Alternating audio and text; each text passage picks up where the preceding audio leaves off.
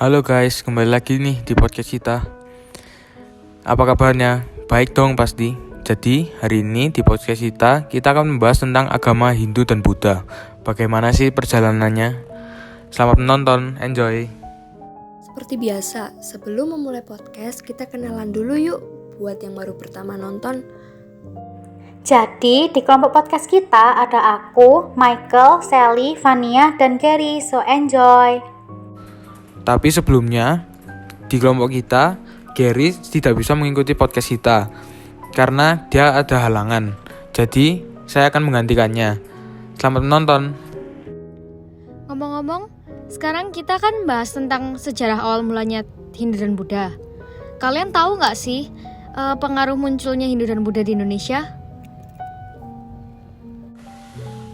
Aku tahu, tetapi hanya pada bidang agama saja sih. Jadi di dalam bidang agama, sebelum mengenal ajaran Hindu-Buddha, masyarakat Indonesia menganut sistem kepercayaan animisme dan dinamisme. Lalu dengan masuknya ajaran Hindu-Buddha, terjadi perubahan-perubahan di dalam masyarakat, seperti upacara-upacara keagamaan, tata krama, serta bentuk peribadatan. Aku juga tahu pengaruh dalam bidang pemerintahan. Dalam bidang pemerintahan, masyarakat Indonesia mengenal sistem kepemerintahan sejak masuknya ajaran Hindu-Buddha di Indonesia yang dikenalkan oleh orang India. Nah, ada kelompok-kelompok kecil masyarakat bersatu di bawah tumpuk kepemimpinan seseorang. Oleh sebab itu, timbullah kerajaan-kerajaan di Indonesia dengan corak Hindu-Buddha. Menarik juga, aku juga mengetahui dalam bidang arsitektur dan bidang bahasa, yaitu di bidang arsitektur mulai masuknya ajaran Hindu-Buddha, maka terjadi peleburan kebudayaan antara Indonesia dan India dengan lahirnya pembuatan candi berbentuk limas dan bertingkat-tingkat. Lalu, pada bidang bahasa, masyarakat pribumi yang dulunya belum mengenal tulisan atau zaman prasejarah berubah menjadi mengenal tulisan sebagai salah satu media komunikasi. Lalu juga ada satu bidang lagi, yaitu ada pada bidang sastra. Pengaruh munculnya Hindu-Buddha di Indonesia pada bidang sastra yaitu para penyebar ajaran Hindu-Buddha membawa kitab-kitab yang menjadi rujukan, seperti Ramayana dan Mahabharata.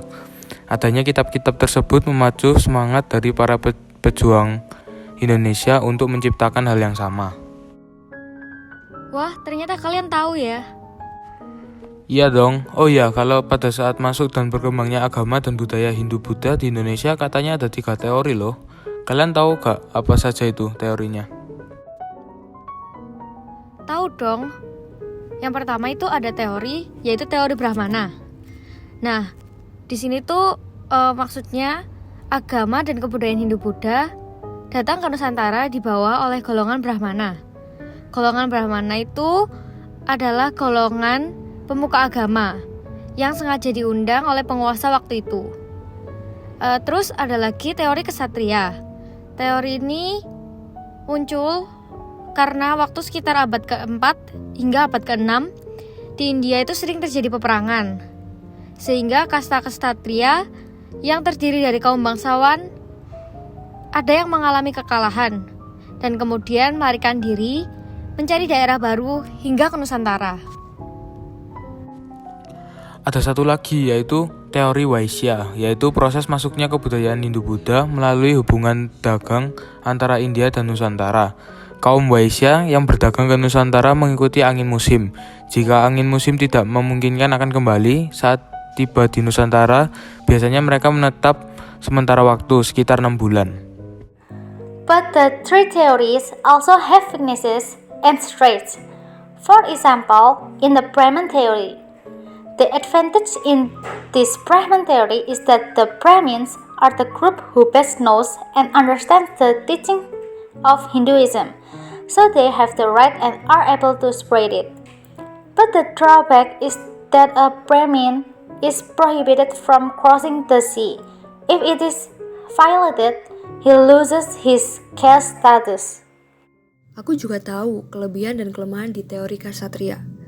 Kelebihannya yaitu semangat berpetualang untuk menaklukkan daerah lain yang hanya dimiliki oleh para ksatria. Dan kelemahannya di teori ksatria yaitu tidak ada bukti secara tertulis mengenai kedatangan ksatria dari Indonesia tersebut. Di teori Waisya juga ada loh. Kelemahannya yaitu para pedagang yang datang tidak menguasai huruf Palawa dan bahasa Sanskerta. Karena kemampuan ini hanya dimiliki oleh kaum Brahmana. Sehingga tidak sesuai dengan penemuan yang ada. Tapi teori ini juga punya kelebihan, yaitu kelompok dagang atau Waisya banyak melakukan interaksi dengan masyarakat pribumi untuk melakukan transaksi jual beli. Sehingga mereka memanfaatkan situasi ini untuk menyebarkan agama Hindu dan Buddha di Indonesia. Oh, begitu ya? Iya. Oke guys, untuk podcast kali ini sampai sini dulu ya. 不要忘了喜欢评论并订阅，是悼念赛事一个播客，再见，时间见面。